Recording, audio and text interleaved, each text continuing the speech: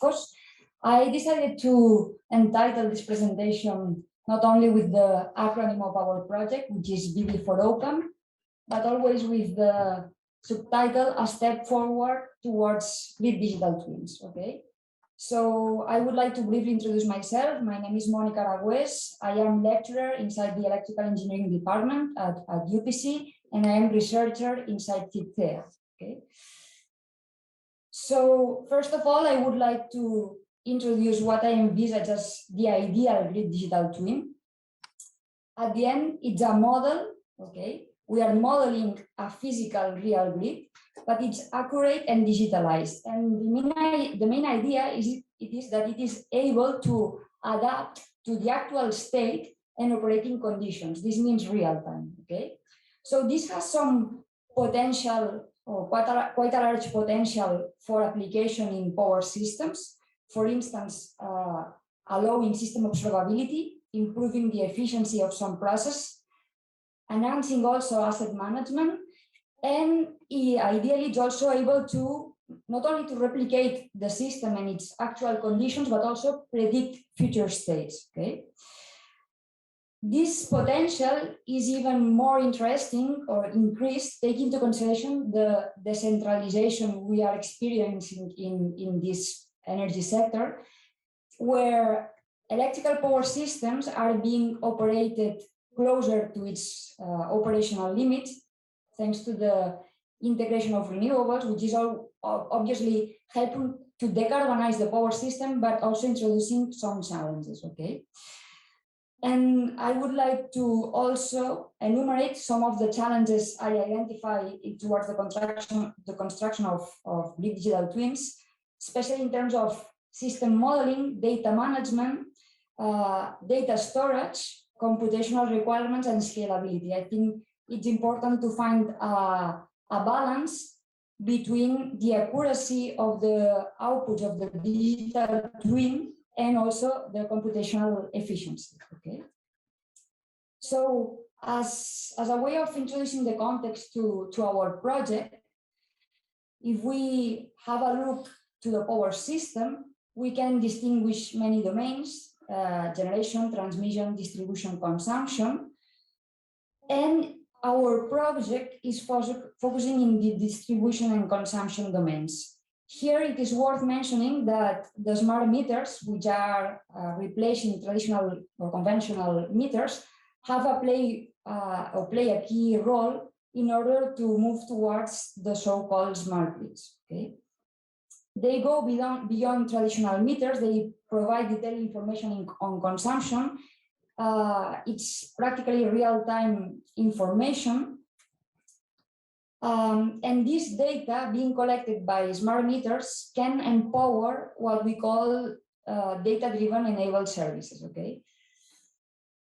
In this sense, digital twins would have the capability to promote the execution of, or in an online mode, of some of these services. And these services are the ones I'm going to present through my presentation today. To narrow the scope and objective of Bd4Opem project, it is our goal to develop a marketplace, an energy marketplace, based on an analytic toolbox that serves as interface between what we call data providers and data analysts. Data providers are any agent that can feed data into our data lake of this marketplace. Okay, and data analysts are all those agents that, after the pre-processing and harmonization of this data, can offer services to electrical distribution grids that allow improving the operation, the planning, the maintenance of that systems. Okay, so you can see that we are developing a significant amount of services. These services are based on extracting value from data that is available and that can contribute to the decision making of some process on these grids, basically operation and planning, maintenance, and monitoring of these grids. I'm going to give a little bit of detail on some of these services. And I would like to strengthen the fact that one of them, the topology one, which is based on retrieving the topology or the layout of the low voltage distribution grid, basically relies on data from smart meters, and it's kind of a modeling of our distribution grids. So it's a kind of grid digital twin. Okay, a transversal service to many of the ones we are developing is a required pre-processing step, and it's the identification of errors in our data. Okay, so we have basically raw data. For instance, in this plot, we can see a signal of air temperature and a signal of wind speed at a certain height, 10 meters. And we can see that there are some missing data and some outliers. Okay, so the pre-process we are doing here is basically clean this data and obtain continuous signals for those before mentioned. Okay, this is quite important because many of these services rely on data, and data must have a certain volume, a certain veracity, a certain quality, and this is not always a reality. Okay? One of the services we are developing is focused on the detection of non-technical losses, and this basically implies detecting fraud in electrical grids. And this provides information of the magnitude and duration of the flood and possible coverage. Okay, distribution system operators can have significant economic losses as a consequence of this type of frauds. The idea behind to do this fraud patterns detection is to do a simple energy balance in the electrical grid, basically calculating the difference between the energy that is going in and the energy that is going out, based on the difference between the low voltage side of a transformer that is feeding several consumers, several smart meters, and the energy being registered through these smart meters. Okay, this quantification of this energy balance allows us to calculate the energy losses, and these losses imply technical losses and non-technical losses.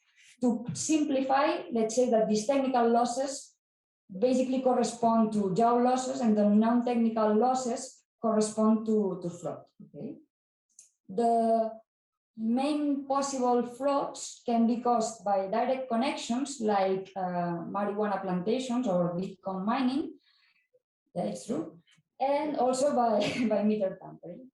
So the interface of the service being developed, for instance, provides information to the DSO on the frauds detected and allows to optimize the field inspections. Okay. Another service we are developing is the one so-called congestion forecast. The idea here is to be able to identify the location and the asset where overloads are occurring based on future demand estimation. Okay, this can occur, for instance, in transformers, in lines, or in cables. And the idea here is to use information on the grid topology, so we require kind of a grid digital twin, to have also information on the historical consumption and some load forecast, and based on that, run some probabilistic power flows with several possible scenarios, and develop a machine learning model that learns from the equations of the probabilistic power flow and allows to identify the probability of having congestions on the electrical grid. Okay, last minute, so I have to speed up. Other services include generation and demand forecasting in different time horizons and with different frequencies. For instance, we can have the estimation of a building consumption. You can see here that the predicted blue curve is quite similar to the real one. I will skip this one and I will close with the grid planning service, which the idea is to be able to know which strategies, optimal strategies, allow to reinforce an electrical grid based on future possible generation and demand scenarios, And for doing so, we are considering planning actions that rely on traditional planning measures, for instance, replacing a line or a cable or a transformer, and also like what we call flexible planning solutions, like for instance, taking profit of the capacity of some energy storage systems like batteries, and hybrid solutions which combine both.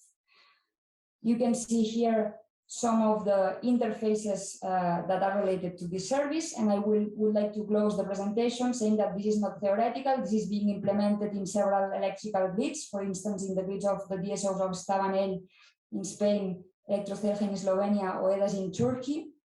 And also some of the first services apply to a microgrid in Brussels and to the bidirectional EV charging infrastructure of Nuve in Bornholm Island, Denmark. Okay, this is the consortium of the project. We are all making this possible. TCL UPC is the coordinator, and I think that all these services can enrich future grids digital twins and vice versa. Digital twins can give even more added value to all these services. With this, I conclude. Thank you very much for your attention, and I will be pleased to answer any questions.